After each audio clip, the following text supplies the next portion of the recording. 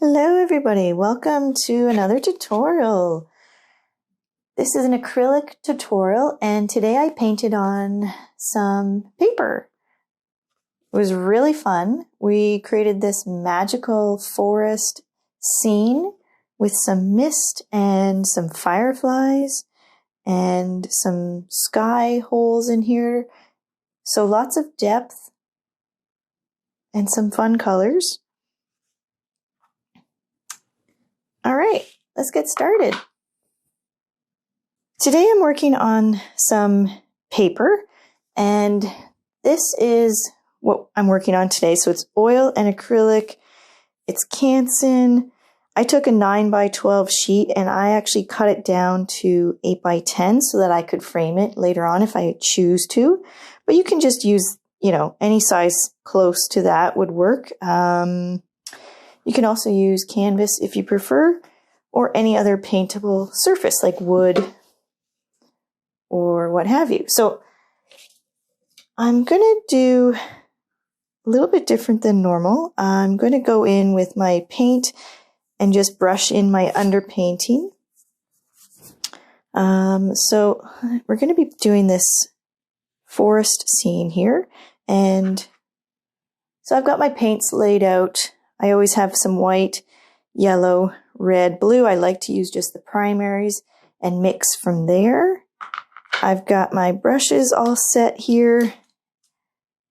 And I try to use as few supplies as possible so that this is easy for everybody to start up. If you don't have a lot of supplies, you really don't need to buy too much. So I usually have 2 or 3 brushes on hand. A small one is handy for details, and really you just need one medium-sized brush for what we're doing here. I've gotten kind of used to using this angled brush, which I really like, but that's just a personal preference. Okay, paper towel is good to have to dab your brushes after you've cleaned them, and some water for cleaning our brushes. Okay, so I've taped my paper down. This is just a masonite panel that I'm working on here. And it's nice so that my paper doesn't shift and it doesn't warp on me as I'm getting it wet. And I'm just using this masking tape here, half on the paper and half off the paper. So also gives me a nice white border at the end, which I like. So I'm going to start by laying in my sketch here. And I'm going to mix a purple color for that. So I like to take about 2 scoops of red to 1 scoop of blue. Just give that a good mix.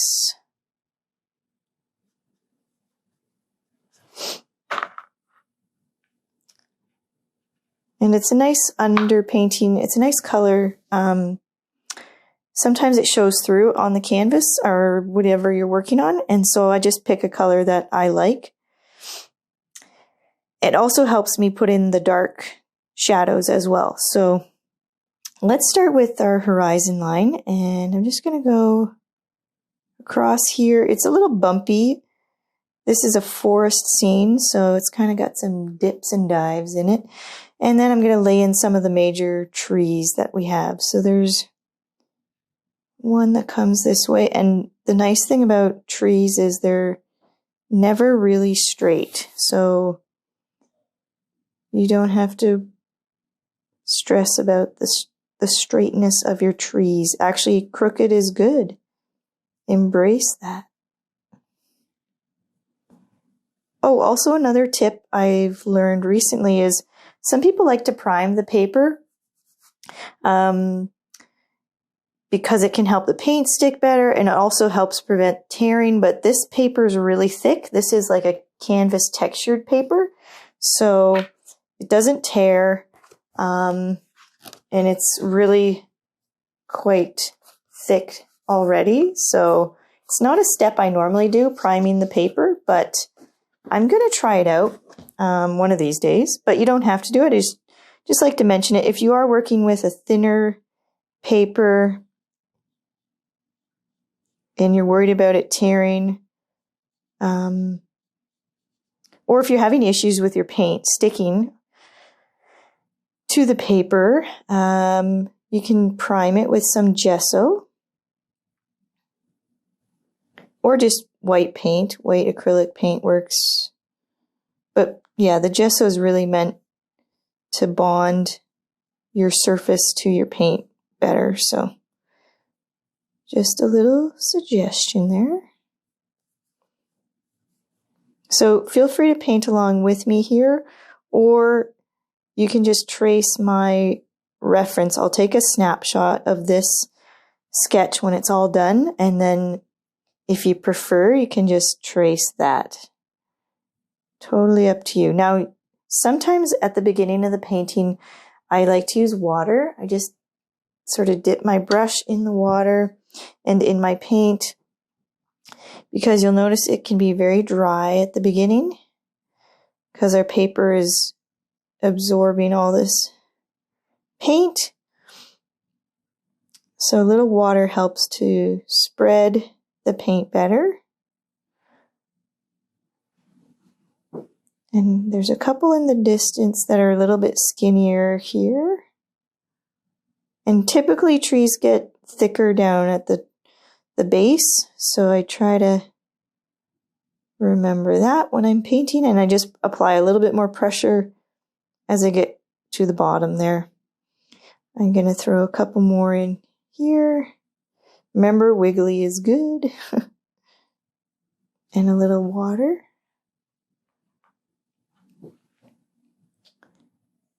Maybe one over here. Feeling my inner Bob Ross right now with the happy little trees over here and there. Now, this is just going to be some foliage on the trees on the top here. And there's a lot of it, so I might do a different technique here. Let me just get a bit of this in so you can see here. Okay, so I think that's pretty good. Maybe a couple more.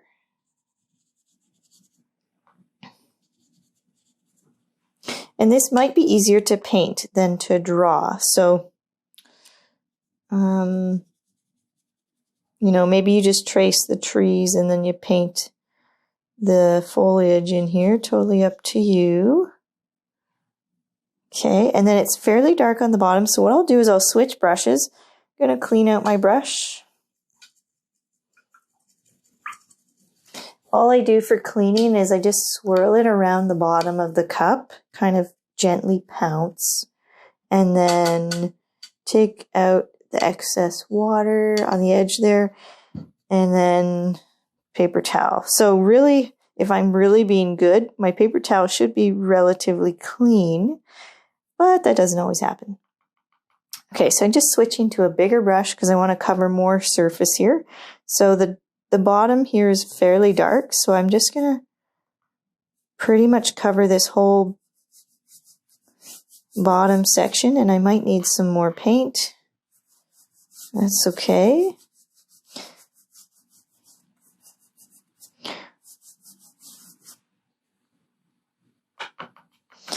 What I might do is just fade it up because I don't really want to lose those trees there. So I'll just wash it up here lightly just by adding more water to the paint here so I can still see my trees.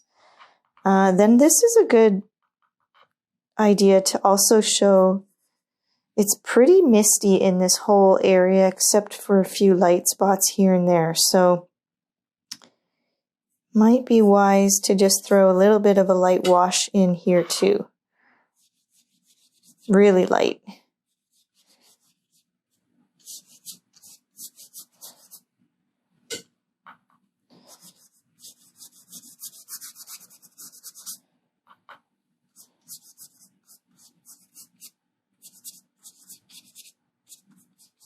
Okay, that's pretty good. So I'll take a snapshot of this so you can see and trace if you like it.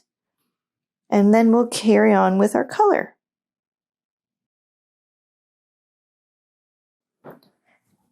Okay, so the predominant color in this painting is going to be a teal, misty color, and then there's like a little bit of green and some bright fireflies are going to pop out. So let's make that teal background color, the misty color. And what I like to do with teal is we'll take a good scoop, a decent scoop of blue. Okay, and then it's going to be yellow. So what I should have started with yellow because I don't want to dip my brush in the yellow now because it's super dirty. So I'll just rinse that out. I don't mind going from light to dark because it won't affect the blue. Yellow won't affect the blue the same way blue will affect yellow, if that makes any sense at all. But anyways, let's get not as much yellow. So I had a lot of blue and I just want a little bit of yellow. And I'm also going to use white, but let's just mix this up. It should still look blue, but it's going to start turning teal here. That's really nice. I like that.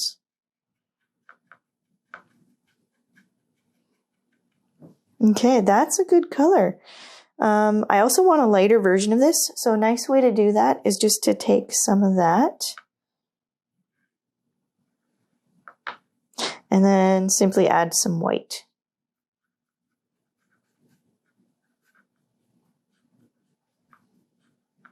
Perfect. And if you're having trouble with this color, you know, getting the right shade, I find a helpful tip is just to look at the color, and if it's reading, let's say it's reading to red, okay, then kind of look at your other colors and say, okay, if it's too red, then I need to add blue and yellow, right? If your color is too green, let's say, you would go to the opposite color of that. So green is made up of yellow and blue, right? So we know the other color that we are missing is red. So you just kind of have to look at the color wheel and look at the opposite colors of what is showing up and what you don't like about it to adjust it. Okay, so I think I'll just go in and add this color. Nice. Sometimes you can't even tell really what it looks like till you put it on your painting. So that's a nice surprise. I think I'll go all the way up here.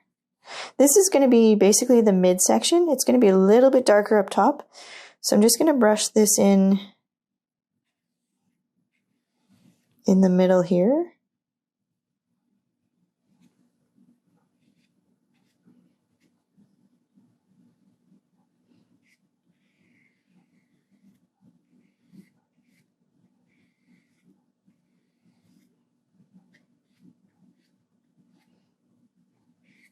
I don't want to lose my tree lines because I don't want to forget where those are. So I'm just painting gently around them. It's fine if you get some paint on them. Acrylic's very forgiving, so you can go over top of it. No worries.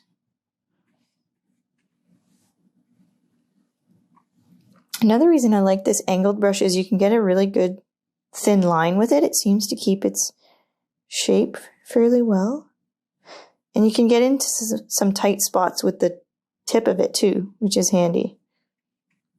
So I can like do that kind of thing. Now my paint's getting a little thin. See, an important thing to think about when you're painting is loading your brush. Now all my paint is really thin here. It's all squished up here. So every once in a while you might just have to squeeze it out and load your brush up.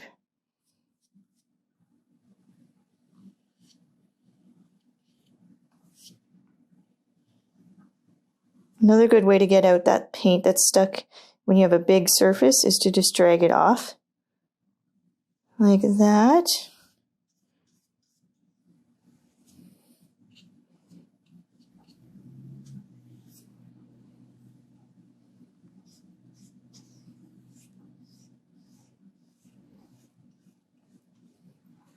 Okay, it's looking good. All right, so I think I'll do the dark part now. And this is really the top of my trees. And it kind of fades down here a little bit as well.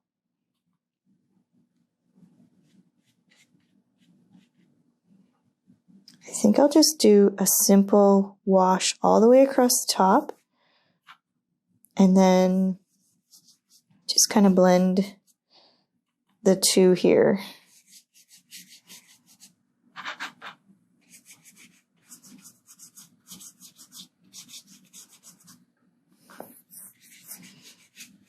So acrylics dry very fast, so what I often do is just go back to the other color and I'll just soften the edges a little bit there. I just want to create a nice little gradient here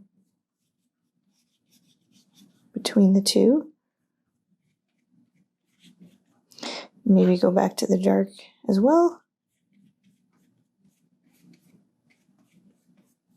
And bring it down.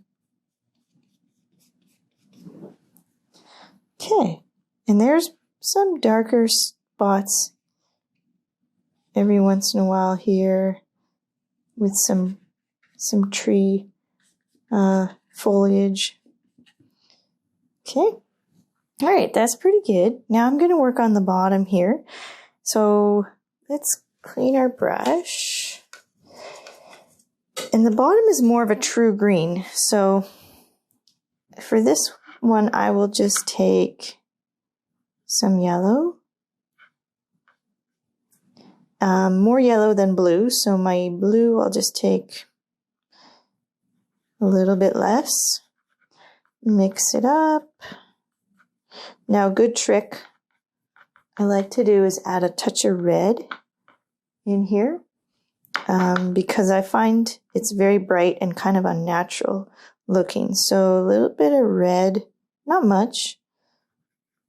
It's easy to kind of go overboard, but just add a little bit at a time until you feel that it's become a little bit more natural looking, and I think this is good. It sort of makes it more of an army green.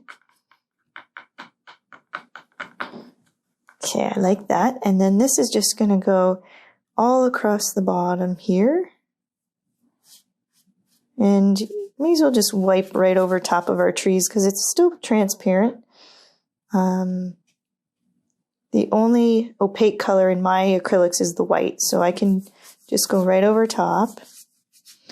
Probably the case for most acrylics. When you get into the higher ends, they start getting some more opaque paints, but typically they're pretty transparent. Okay, so that's a good base color. And let's lay in our darks here. Okay, so clean my brush. Now this is where I probably will go back to my small brush and I'll mix what I'm going to call a black color. Now you notice we don't have black, but we can mix it pretty close to black. So my method for black is 2 parts red, 1 blue, and 1 yellow. Now I'll clean my brush because I don't want to put all that dark paint into the yellow. Okay, give that a mix. It may require a little tweaking here and there, but I'll show you how I tweak my paints. And yeah, I thought it was a little light on the blue. So you'll notice it's very red. So in that case, I can tell that it's going to need more blue. So it's too much red. So it's got to be one of these guys. And I know it's not missing yellow. So I'm going to go with more blue.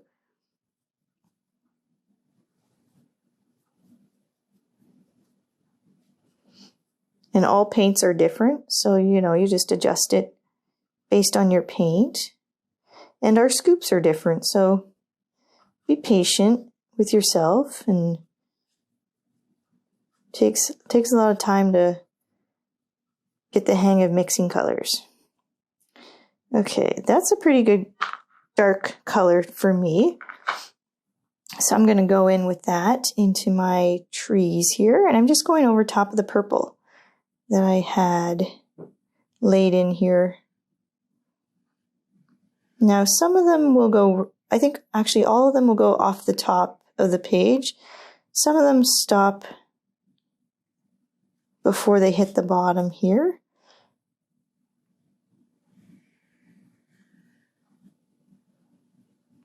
And some of them fade in the distance. So I will show you how to fade this color.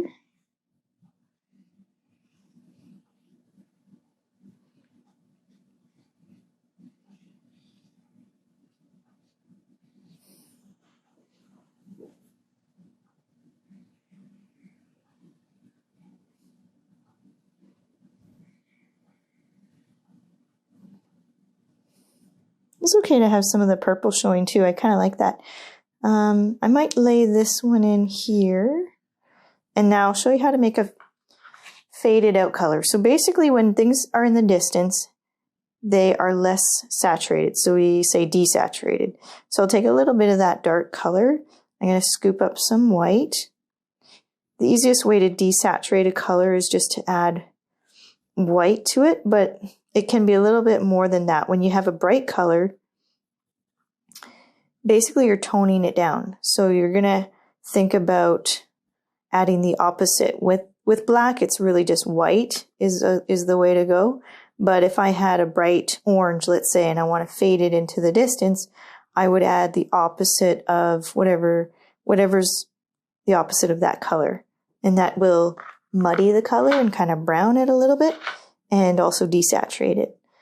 Okay, so I'll put in a couple of these desaturated trees in the background, and that'll help them feel like they're in the distance a little bit more. I'm just throwing in some new ones here.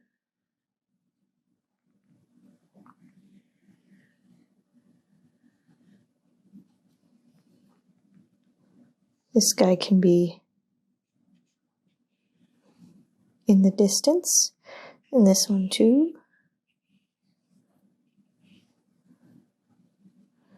And let's throw a couple more back there, maybe some water.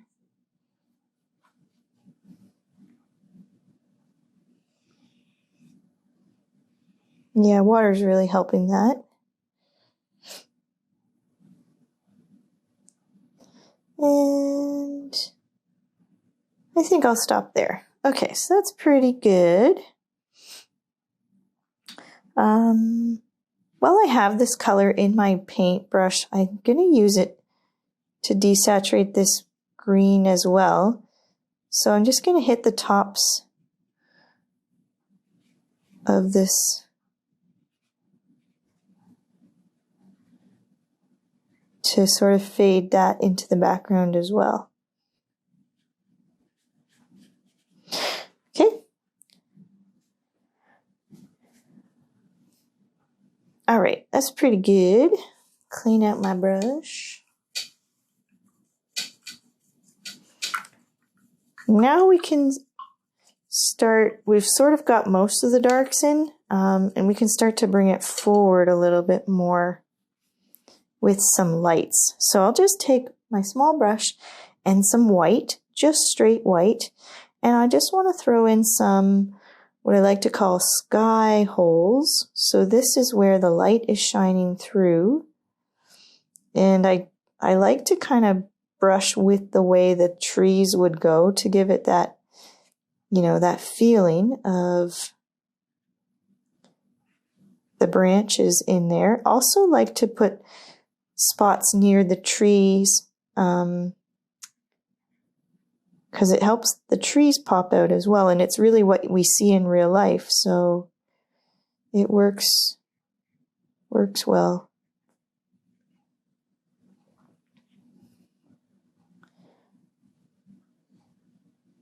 Can be easy to get kind of carried away with these sky holes, so Try not to put, if you're looking from a photo, try not to do every single one you see in the picture because we're trying to simplify everything in the painting. That's our job as the artist, is to simplify it for the viewers.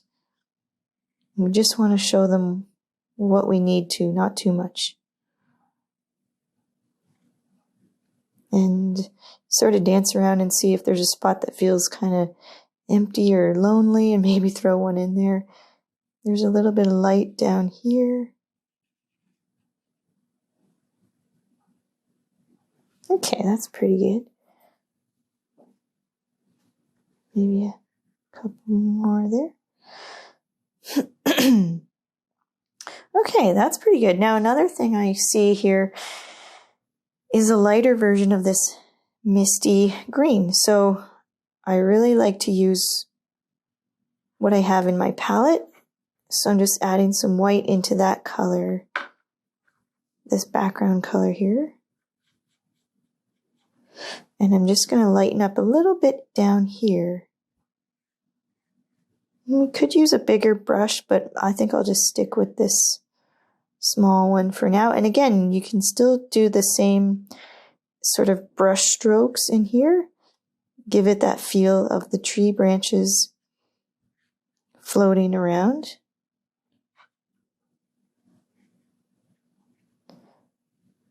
And this could be the same kind of thing. It's still kind of light shining through, but a little bit less. It's not as bright.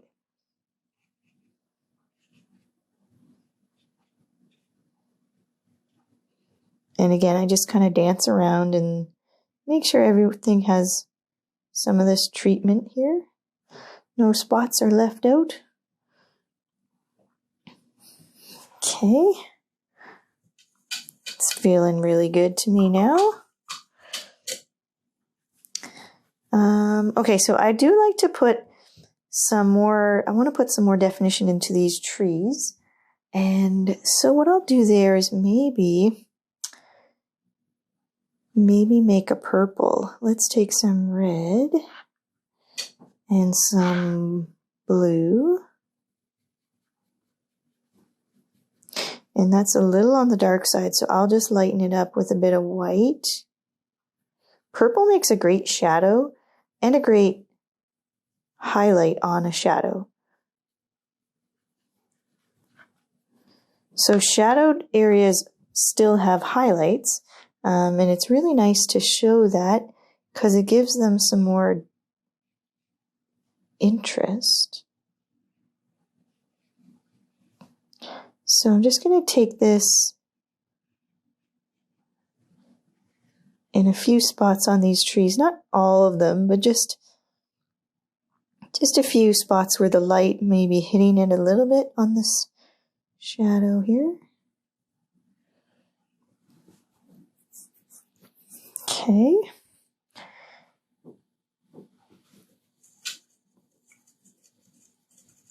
Now I think we need a little bit of treatment down at the bottom part here where it's kind of grassy.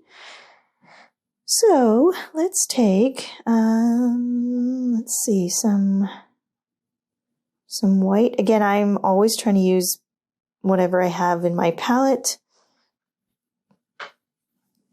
So I'm just adding white in here.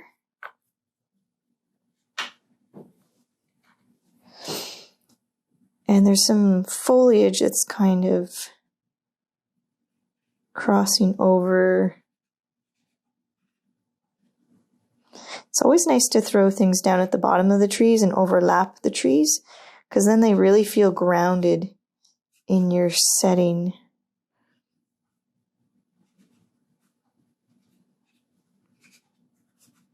It's still fairly dark on the bottom, so I won't do as much down there. Okay, that's nice. Now, I think I might take some white and add it into this one here.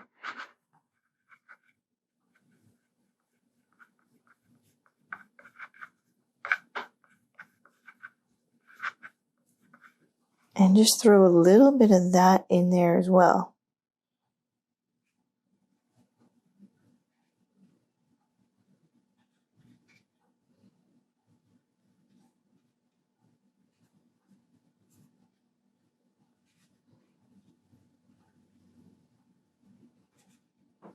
Okay.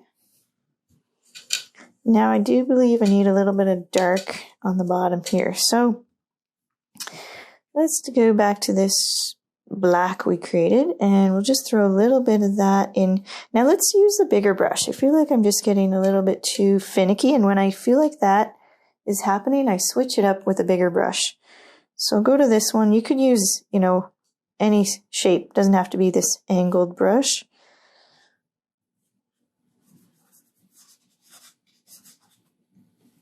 And there's also a little bit more of this dark shade up here in the trees.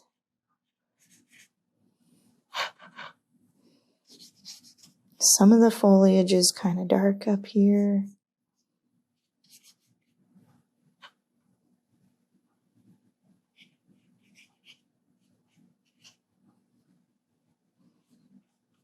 And again, I sort of paint it with the swoops of the tree branches and how they would be shaped.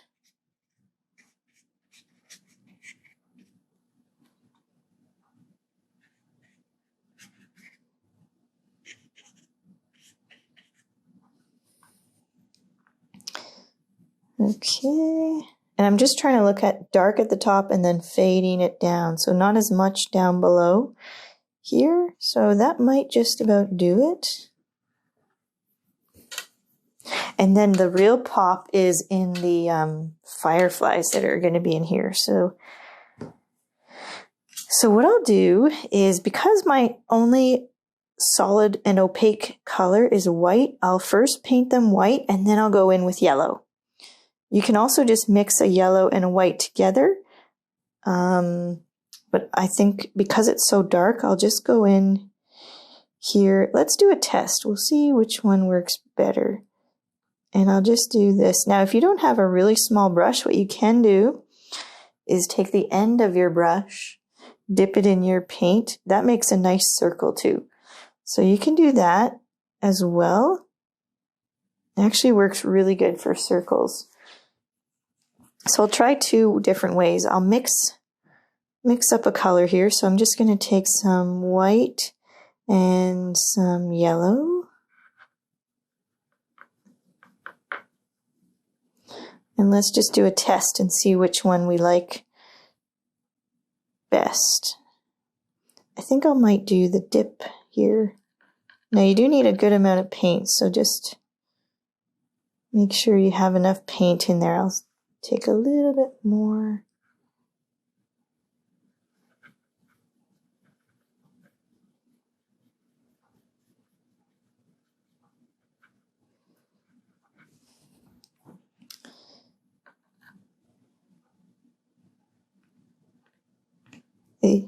The only thing is it's a little trickier to make the sizes different with the bottom of the brush, unless you can just put more paint on it. That'll make it bigger.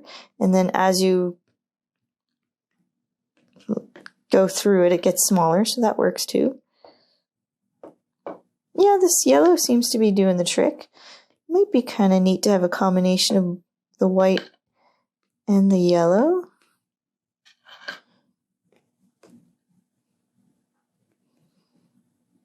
And maybe there's some really big ones too.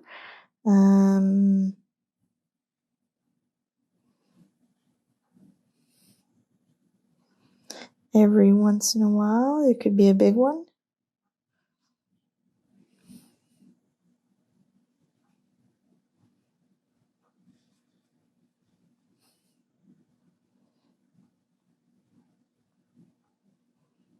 You can just kind of swirl it right on the paper too. That's nice looking.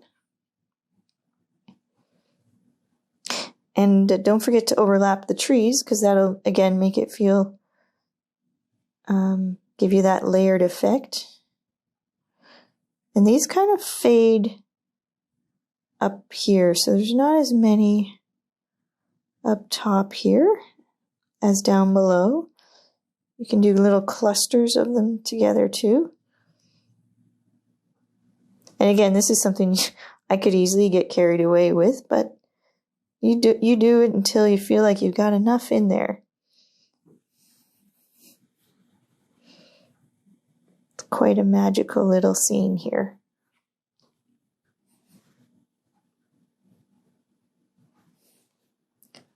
Okay, I think I'm pretty happy with that.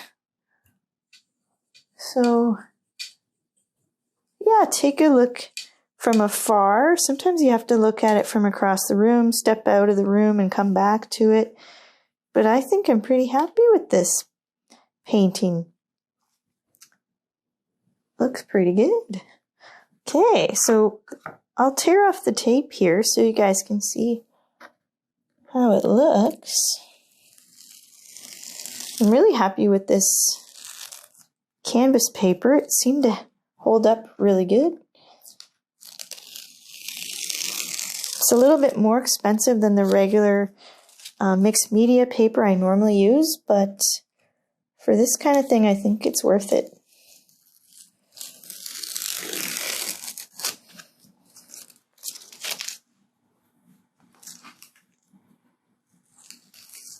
Oh, small tear.